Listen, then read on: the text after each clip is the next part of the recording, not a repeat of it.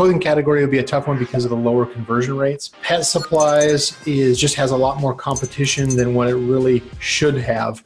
For some reason, a lot of sellers want to get into selling pet items. The worst category to sell in, although many sellers will disagree, is going to be topicals, because those are the riskiest. Those are the ones that Amazon comes down on sellers the most for, and they're the most vigilant. So many of our clients come to us and they're selling basically topicals. I would say the worst Amazon FBA product categories selling are going to be, the really bulky, heavy products. And I'm not going to dive into product category specifics, but I would say, anything where your cost of importing those products to FBA is going to be very high, is going to eat into your margin. And even if you can charge a premium on those products, at the end of the day, it's going to be harder to scale up because your shipping overhead is going to be so high.